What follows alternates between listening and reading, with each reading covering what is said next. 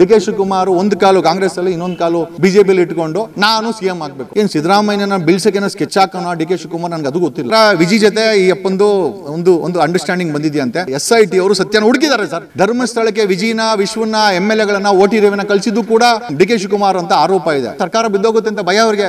ಧರ್ಮಸ್ಥಳ ಪ್ರಕರಣದಲ್ಲಿ SIT ತನಿಖಾಧಿಕಾರಿಗಳು ಇನ್ನೂ ತನಿಖೆಯನ್ನು ಆರಂಭಿಸಿಲ್ಲ. ಆದರೆ ಮಾಧ್ಯಮಗಳು, ಅದರಲ್ಲೂ ಮುಖ್ಯವಾಗಿ ಒಂದೆರಡು ಸುದ್ದಿ ವಾಹಿನಿಗಳು ಈಗಾಗಲೇ ರಿಪೋರ್ಟ್ ಅನ್ನು ಕೊಟ್ಟು ಬಿಟ್ಟಿವೆ. ಸುಜಾತಾ ಭಟ್ ಪ್ರಕರಣ ಪೂರ್ತಿ ಸುಳ್ಳು ಕಟ್ಟುಕತೆ ಅನ್ನುವಂತಹ ಒಂದು ಶರ ಬರೆದು ಬಿಟ್ಟಿವೆ. ಜೊತೆಯಲ್ಲಿ ಭೀಮಾ ಆತ ಕೂಡ ಸರಿ ಇಲ್ಲ ಅನ್ನುವಂತಹ ಶರ ಬರೆದು ಈ ನೆಲದ ಕಾನೂನುಗಳಿಗೆ ಎದುರಾಗಿ, ನ್ಯಾಯಮೂರ್ತಿಗಳಿಗೆ ಎದುರಾಗಿ ಜಡ್ಜ್ಮೆಂಟ್ ಅನ್ನು ಕೊಟ್ಟು ಬಿಟ್ಟಿವೆ. ಇದು 1971 ಕಂಟೆಂಪ್ಟ್ ಆಫ್ ಕೋರ್ಟ್ಸ್ ಆಕ್ಟ್ ಪ್ರಕಾರ ತಪ್ಪಾಗುತ್ತೆ. ಮುಂದೆ ಸೆನ್ಸಾರ್ಶಿಪ್ ಏನಾದರೂ ಜಾರಿಗೊಳಿಸಿದ್ರೆ ಆ ಒಂದೆರಡು ಸುದ್ದಿ ಸಂಸ್ಥೆಗಳು ಹೇಳಿದ್ದು ಸುಳ್ಳಾಗಿದ್ದರೆ, ತಪ್ಪಾಗಿದ್ದರೆ ಅವುಗಳ ಪ್ರಸಾರವನ್ನು ತಡೆ ಹಿಡಿತಾರೆ ಒಂದಿಷ್ಟು ದಿನಗಳ ಕಾಲ. ಸಂಬಂಧಪಟ್ಟವರ ಖಾಸಗಿ ಮಾಹಿತಿಯನ್ನು ಟಿವಿಯಲ್ಲಿ ತೋರಿಸಿದ ಕಾರಣಕ್ಕೆ ಅವರ ವಿರುದ್ಧ IPC 499, 500 ಪ್ರಕಾರ ಅವರಿಗೆ ಮಾನನಷ್ಟ ಮೊಕದ್ದಮೆ ಹೂಡುವಂತಹ ಅವಕಾಶಗಳು ಇರುತ್ತೆ, ಆ ಸಾಧ್ಯತೆಯೂ ಇರುತ್ತೆ. ಇದು ಒಂದು ಕಡೆ.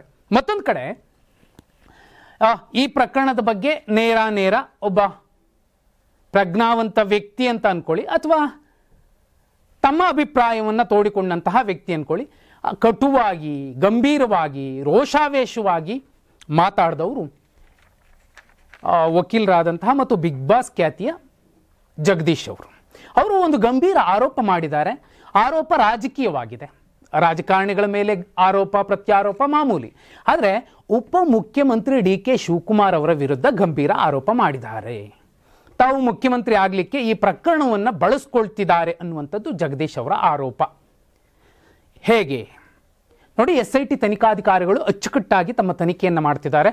ತುಂಬ ಒಳ್ಳೆ ರಿಸಲ್ಟ್ ಬರುತ್ತೆ, ವರದಿ ಬರುತ್ತೆ ಅನ್ನುವಂತಹ ಭವಿಷ್ಯವನ್ನು ನುಡಿದಿದ್ದಾರೆ. ಅವರ ಅಭಿಪ್ರಾಯವನ್ನು ವ್ಯಕ್ತಪಡಿಸಿದ್ದಾರೆ. ಇದರ ಜೊತೆಯಲ್ಲಿ ನಿಮಗೆ ಇನ್ನೂ ಒಂದು ವಿಚಾರ ನಿಮಗೆ ಹೇಳಲೇಬೇಕು. ಈ ಪ್ರಕರಣಕ್ಕೆ ಈಗಾಗಲೇ ಕೇಂದ್ರ ಸರ್ಕಾರವನ್ನು ಕರೆ ತರುವಂತಹ ಪ್ರಯತ್ನಗಳಾಗಿದೆ. ಏನು, ಈ ಪ್ರಕರಣದ ಬಹುಮುಖ್ಯ ಕೇಂದ್ರ ಬಿಂದು ಆಗಿದ್ದಂತಹ ಯೂಟ್ಯೂಬರ್ ಸಮೀರ್, ಆತನ ವಿರುದ್ಧ ED ಬಳಿ ದೂರು ದಾಖಲಾಗಿದೆ. ED ದೂರನ್ನು ಸ್ವೀಕೃತ ಮಾಡಿಕೊಂಡು ಕೇಸು ದಾಖಲಿಸಿಕೊಂಡ್ರೆ ಈ ಪ್ರಕರಣ ಮತ್ತೊಂದು ಮಜಲಿಗೆ ಹೋಗುತ್ತೆ. ಆಗ ಇಷ್ಟು ದಿನ ರಾಜ್ಯ ಸರ್ಕಾರ ಒಂದಷ್ಟು ಮುಜುಗರಕ್ಕೆ ಅಥವಾ ಒಂದಷ್ಟು ಉತ್ತರ ಕೊಡಲಿಕ್ಕೆ ಎದುರಿಸಿ ಬಿಡುವಂತಹ ಪ್ರಯತ್ನಗಳಾಯಿತು. ಆದರೆ ಕೇಂದ್ರ ಸರ್ಕಾರಕ್ಕೂ ಅಂಥದ್ದೇ ಸಮಸ್ಯೆ ಎದುರಾಗಬಹುದು. ಒಂದು ಕಡೆ ಜನಾಕ್ರೋಶ, ಮತ್ತೊಂದು ಕಡೆ ಒಂದು ಶ್ರದ್ಧಾ ಕೇಂದ್ರ. ಇದರ ಮಧ್ಯೆ ಯಾವ ರೀತಿ ಉತ್ತರಿಸಬಹುದು ಕೇಂದ್ರ ಸರ್ಕಾರ, ಇದು ಒಂದು ಕಡೆ ನಡೀತಿದೆ. ಆದರೆ ಇಲ್ಲಿ ರಾಜಕೀಯವಾಗಿ ಏನಾಗ್ತಿದೆ, CM ಆಗಲೇಬೇಕು ನಾನು ಅನ್ನೋ ಕಾರಣಕ್ಕೋಸ್ಕರ ಮತ್ತು ತಾವೇ ಹೇಳಿದಂತಹ ಷಡ್ಯಂತ್ರ ಅನ್ನುವಂತಹ ಮಾತನ್ನು ನಿಜ ಮಾಡುವ ಕಾರಣಕ್ಕೆ ಏನಾದರೂ ಡಿ.ಕೆ. ಶಿವಕುಮಾರ್ ಅವರು ಬೇರೆ ಪ್ರಯತ್ನಗಳನ್ನು ಮಾಡಿರಬಹುದೇ ಅನ್ನುವಂಥದ್ದು ಜಗದೀಶ್ ಅವರ ಆರೋಪ. ಲಾಯರ್ ಜಗದೀಶ್ ಅವರ ಆರೋಪ. ಅವರು ಹೇಳ್ತಿದ್ದಾರೆ, ಒಂದಷ್ಟು BJPಯ ನಾಯಕರನ್ನು ಅಲ್ಲಿಗೆ ಕಳುಹಿಸಿ ಕೊಟ್ಟಿದ್ದು ಡಿ.ಕೆ. ಶಿವಕುಮಾರ್ ಅನ್ನುವಂತಹ ಆರೋಪ ಇದೆ ಅನ್ನೋ ಅಭಿಪ್ರಾಯವನ್ನು ಜಗದೀಶ್ ಅವರು ವ್ಯಕ್ತಪಡಿಸಿದ್ದಾರೆ. ಅದರಿಂದ ಏನು ಲಾಭ? ಒಂದು ವೇಳೆ ಸರ್ಕಾರಕ್ಕೆ ಬಹುದೊಡ್ಡ ಮುಜುಗರ ಬರುತ್ತೆ. ನಾಳೆ ಬಂದರೆ ಒಳ್ಳೆ ರಿಸಲ್ಟ್, ಒಳ್ಳೆ ವರದಿ ಬಂದರೆ ಓಕೆ, ಒಳ್ಳೆ ವರದಿ ಬಂದರೂ ಸಮಸ್ಯೆ ಆಗುವಂಥದ್ದು. ಇಂಥ ನಾಯಕರಿದ್ದಾಗ ಶ್ರದ್ಧಾ ಕೇಂದ್ರದ ವರದಿ ಹೀಗೆ ಬಂತು ಅಥವಾ ತದ್ವಿರುದ್ಧವಾಗಿ ಬಂತು, ಏನೇ ಬಂದರೂ ಕೂಡ ಒಂದಷ್ಟು ಸಾಹಸವನ್ನು, ಸವಾಲನ್ನು ಎದುರಿಸಿ ನಿಲ್ಲುವಂತಹ ಮತ್ತು ಅರಗಿಸಿಕೊಳ್ಳಬೇಕಾದಂತಹ ಸಂಯಮ ಸರ್ಕಾರಕ್ಕೆ, ಮುಖ್ಯಮಂತ್ರಿಗಳಿಗೆ ಇರುತ್ತೆ. ಆಗ ಈ ಸರ್ಕಾರ ಇಂತಹ ಕೆಲಸ ಮಾಡ್ತು, ಒಂದು ವೇಳೆ ವಿರೋಧ ಬಂದರೆ, ಪರ ಬಂದರೆ ಈ ಸರ್ಕಾರದಿಂದಾಗಿ ಹೀಗಾಯಿತು ಅನ್ನುವಂತಹ ನರೇಟಿವ್ ಸೆಟ್ ಮಾಡುವಂಥದ್ದು ಮತ್ತು ಸಿದ್ದರಾಮಯ್ಯ ಅವರ ಸರ್ಕಾರವನ್ನು ಬೀಳಿಸುವಂತಹ ಪ್ರಯತ್ನಗಳಿಗೆ, ಏನು ಚರ್ಚೆ ಆಗ್ತಿರುವಂತಹ ವಿಚಾರಕ್ಕೆ ಜೀವ ತುಂಬುವಂತಹ ಕೆಲಸ ಕೂಡ ನಡೀತಿದೆ, ಪ್ರತ್ಯಕ್ಷವಾಗಿ ಪರೋಕ್ಷವಾಗಿ ಅನ್ನುವಂಥದ್ದು ಜಗದೀಶ್ ಅವರ ವಾದ. ನೋಡಿ, ಇಲ್ಲಿ ಇನ್ನೂ ಒಂದು ವಿಚಾರ ಬರ್ತಿದೆ. ಏನದು? ಸೆಂಥಿಲ್ ಅವರು ಇದಕ್ಕೆಲ್ಲ ಕೇಂದ್ರ ಬಿಂದು, ತಮಿಳುನಾಡಿನ ಕಾಂಗ್ರೆಸ್ ಸಂಸದ ಅನ್ನುವಂಥದ್ದು ಗಾಲಿ ಜನಾರ್ದನ್ ರೆಡ್ಡಿ ಅವರ ಆರೋಪ ಆಗಿತ್ತು. ಅದಕ್ಕೆ ಈಗ ಸೆಂಥಿಲ್ ಅವರು ಒಂದು ಕ್ಲಾರಿಟಿ ಕೊಟ್ಟಿದ್ದಾರೆ. ಇದು ಆಧಾರರಹಿತ. ನಾನು DC ಆಗಿದ್ದಾಗ ಅವರ ಗಣಿ ಹಗರಣ ಇತ್ತು, ಅದನ್ನು ಬೆಳಕಿಗೆ ತಂದ ಕಾರಣಕ್ಕೆ ಅವರು ಇಂಥದ್ದೊಂದು ಗಂಭೀರ ಆರೋಪ ಮಾಡ್ತಿದ್ದಾರೆ. ಅವರ ಮೇಲೆ ಸಾಕಷ್ಟು ಕೇಸ್ಗಳಿವೆ ಅನ್ನುವಂತಹ ಮಾಹಿತಿಯನ್ನು ಹೇಳುವ ಮೂಲಕ ಇದು ಆಧಾರರಹಿತ ಅನ್ನುವಂತಹ ವಿಚಾರವನ್ನು ಸೆಂಥಿಲ್ ಅವರು ಹೇಳಿದ್ದಾರೆ.